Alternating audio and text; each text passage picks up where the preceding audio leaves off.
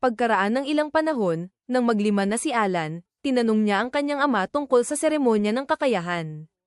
Ipinaliwanag ng kanyang ama na ito ay isang sapilitang ritual para sa lahat ng bata, mula sa mga tagapaglingkod hanggang sa mga maharlika, na isinasagawa sa edad na 5. Kung maipapakita ni Alan ang matibay na kakayahan, maaari siyang umangat mula sa pagiging tagapaglingkod, ngunit maraming karibal ang naghihintay. Nahihirapan si Alan na maintindihan, kaya idinagdag ng kanyang ama na noong unang nanirahan ang kanilang mga ninuno sa mga lupain na ito, mabilis silang nagkaanak, kaya maraming kapantay ni Alan ang kanilang edad. Sa sandaling iyon, lumitaw si Krina sa likod ng kanyang ama at tinawag si Alan upang sabay silang dumalo. Naglakbay silang apat, at pagdating, namangha si Krina sa dami ng mga bahay sa nayon ng pagsusuri. Namangha rin si Alan sa paligid, habang nanumpa si Krina na magiging isang kabalyero siya kung itatalaga sa klase ng mandirigma gamit ang espada. Sa simbahan na nagho-host ng seremonya, napansin ni Alan na kahit ang mga karaniwang tao ay nakasuot ng mas mag-agarang damit kaysa sa kanilang pamilya, na nagpapakita ng mas mataas na kayamanan. Narinig niya ang mga bulong na pinagtatawanan siya dahil siya'y isang tagapaglingkod. Di naglaon, binuksan ng mga klero ang mga pintuan ng simbahan at nanalangin kay Elmia, Diyos ng paglikha, para sa pantay na pagkakataon para sa lahat ng bata.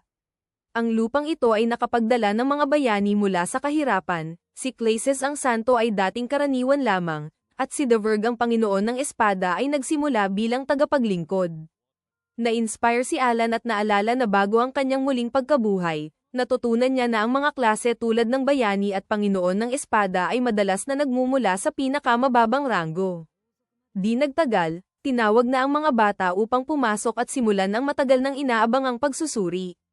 Napansin ni Alan ang estatwa ni Elmia, Diyos ng paglikha. Tinawag ng punong pari ang pinuno ng nayon, si Doji, upang simulan ang pagsusuri kasama ang kanyang anak na si Palomez.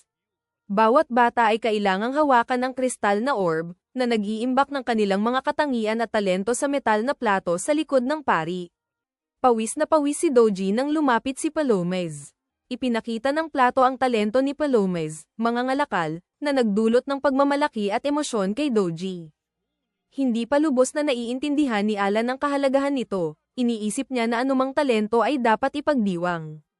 Tiningnan niya ang kanyang grimoire, na siya lamang ang nakakakita, at napansin niyang ang mga katangian ay ipinapakita bilang ranggo kaysa bilang. Sumunod ang isa pang batang lalaki, at natuklasan niyang wala siyang talento, tumakbo siya sa kanyang ama na nagpaginhawa sa kanya. Pagkatapos, isang sobrang tiwala na batang lalaki ang tinapak ang sarili bago matuklasan na mayroon siyang swerte. Natuwa siya nang maging mandirigmang pala, habang namangha si Alan nang unang lumabas ang ranggo ni Dagora, ang pinakamataas na nakita niya. Isa-isa, natapos ng mga bata ang pagsusuri hanggang natira na lamang sina Alan at Krina. Hindi makapaghintay, agad na lumapit si Krina sa orb. Nang hawakan niya ito, nagniningning ang artifact, at ipinakita ng plato ang kanyang talento, Panginoon ng Espada, isang resulta na hindi kapanipaniwala. Namangha ang karamihan sa bihirang talento ni Krina, ngunit nagrereklamo siya na gusto lang niyang maging isang mandirigma. Sa wakas, naunawaan ni Alan kung bakit lagi siyang natalo ni Krina sa mga duelo. Di nagtagal, tinawag ang anak ni Roden, ang huling bata. Kalma, lumapit si Alan. Inaasahang patunayan na siya ay isang manghihimala sa pamamagitan ng paghawak sa orb. Sa halip, isang malakas na pag-alon ng mahika ang nagtulak sa kanya pabalik habang ang kristal ay nagniningning ng mas maliwanag kaysa sa kay Krina. Hindi maintindihan ang resulta, dali-daling lumapit si Roden sa pari. Nakakagulat, ipinapakita ng plato na wala siyang klase, puro baluktot na simbolo at kalat-kalat na letra lamang. Galit na galit, minura ni Alan ang mga developer dahil sa sobrang sira ng laro, ngunit nanatiling kalmado si Roden at sinabing oras na para umuwi. Ilang oras ang lumipas, nakabalik sila kay Dercia at Mash, na ang yakap ay agad nagpapainit ng puso ni Alan. Gabing iyon, sa tabi ng apoy, tiniyak ng kanyang mga magulang na siya ay mahalaga, talento man o wala. Sa kabila ng kanilang kahirapan, wala pa nga silang bathtub, nakaramdam si Alan ng kasiyahan. Bago matulog, nireview niya ang kanyang grimoire at nakita na lahat ng kanyang katangian ay ranggo E, na napagtanto niyang siya lamang ang naglalaro sa Helmog. Ang bawat batang nasuri ay 5 taong gulang, level 1 tulad niya, ngunit sinusukat ng sistema ng ranggo ang potensyal ng paglago kada level.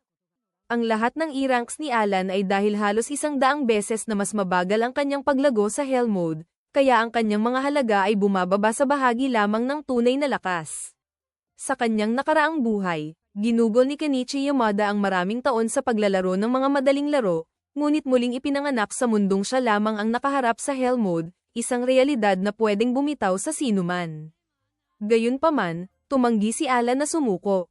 Pinili niya ang hamong ito para sakupin ang mga larong sobrang dali. Ang glitch na pumalit sa kanyang klase ay malinaw na pagkukulang ng developer, at balak niyang ireklamo ito ng walang tigil, determinado na patunayan na walang sino man ang dapat maliitin sa isang gamer na walang sosyal na buhay. Kinabukasan, tinanong ni Alan ang kanyang ina kung bakit kakaiba ang asal ng kanyang ama mula kagabi. Pagsapit ng gabi, bumisita ang pamilya sa bahay ni Krina upang ipagdiwang ang pagkilala sa kanya bilang Panginoon ng Espada.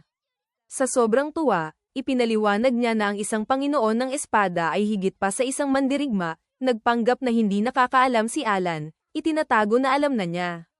Dagdag pa ni Matilda na bumisita kanina ang pinuno ng nayon upang bigyan sila ng bote ng alak. Pinipigilan ng tuwa, nanatiling seryoso si Roden at sinabing magsaya na lang ang lahat sa inumin. Sandaling napaisip si Alan na baka naiinggit ang kanyang ama sa talento ni Krina, ngunit duda siyang maliit ang pag-iisip ni Roden. Pinilit ni Jerry si Roden na unang uminom, iginiit na ang mga bisita ang dapat mauuna. Tumanggi si Roden, at lumala ang pagtatalo hanggang ipinakita ni Jera ang layunin niyang sirain ang ugnayan ng dalawang pamilya. Napilit, nilinaw ni Roden na hindi iyon kailanman ang kanyang nais. Ang talento ni Krina ay napakahusay na maaari siyang maging kabalyero, maglingkod sa bansa, at umangat pa sa maharlikang antas. Sa kanyang pananaw, ang isang tulad niya ay hindi dapat sayangin ang oras kasama ang mga tagapaglingkod. Halos mauwi sa pisikal na alitan ang pagtatalo ni Roden at Judah. Humingi si Alan kay Krina na makialam, ngunit nauna ang kanilang mga asawa, pinapakita na kayang wakasan ng puwersa ang pagtatalo. Nang matamaan ni Matilda ang mukha ng kanyang asawa, natutunan ni Alan na huwag siyang galitin. Tinanong niya kung palaging ganito katigas ang ulo ang mga lalaki. Ipinaliwanag ni Matilda na pinalambot sila ng pagiging magulang, kahit dati halos araw-araw silang nag-aaway. Dagdag ni Dercia na magkaibigan ang mga mag-asawa mula pagkabata, lumaki ng magkatabi. Naalala ni Matilda na 10 taon na ang nakalipas, natuklasan nila ang isang bagong nayon at nagpasya silang magtayo ng bahay ng magkakasama, kaya magkahawig ang kanilang arkitektura. Nagpatuloy ang pagtatalo ni Roden at Jera kung sino ang mas maraming nagtrabaho sa konstruksyon, ngunit nagkasundo rin sila matapos uminom ng alak na iniiwasan nila mula pa ng kanilang kasal. Pagsapit ng madaling araw, nalaman ni Jera na hinahanap ng Night Order si Krina. Siya at ang mga kaibigan ay inakay ang kanilang anak patungo sa lungsod kung saan ginanap ang pagsusuri. Kumalat ang balita tungkol sa isang Panginoon ng Espada na ipinanganak sa mga karaniwan, at maraming nakilala si Krina bilang may talento. Bigla, lumitaw si Dagora, may hawak na pamalo at nakasimangot. Nakilala siya ni Alan bilang batang may palakol mula sa pagsusuri.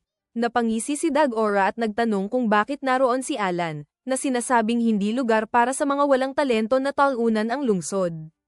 Agad na pumagitna si Krina, pinoprotektahan ang kanyang kaibigan, kaya napilitan si Jera na pigilan siya bago pa niya tuluyang masaktan ang lalaki. Sa sandaling iyon, dumating ang Night Order, na ikinamangha ng lahat ng bumaba si Kapitan Zenef, isang swordmaster, kasama ang kanyang mga tauhan.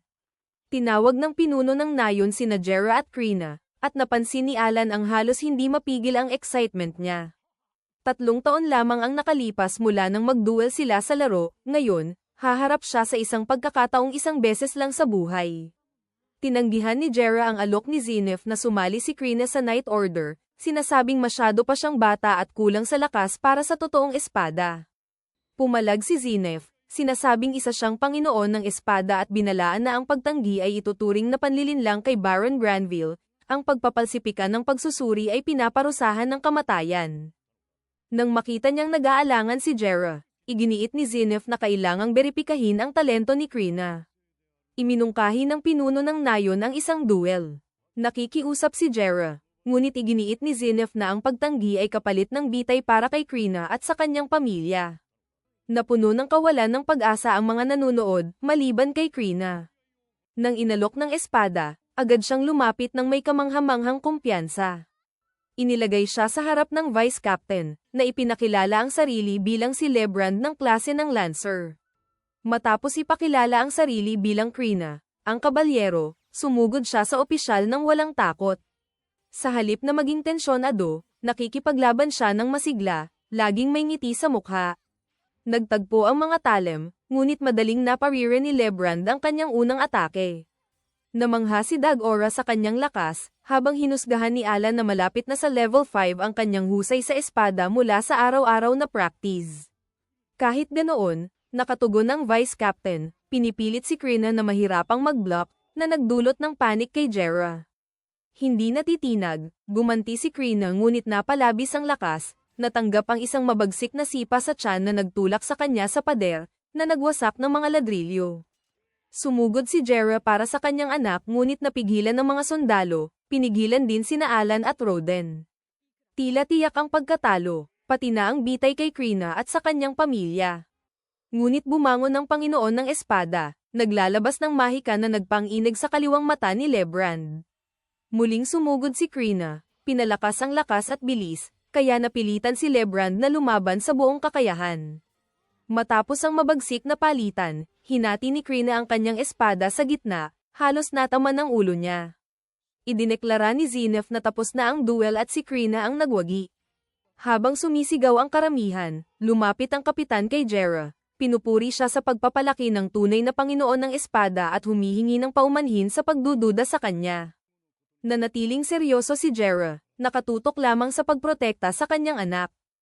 Humiling si Zenith ng pahintulot na talakayin ang kinabukasan ng isang batang may ganoong talento, tiniyak kay Jera na maaari niyang dalhin ang mga kaibigan kung makapagpapagaan iyon ng kanyang isip.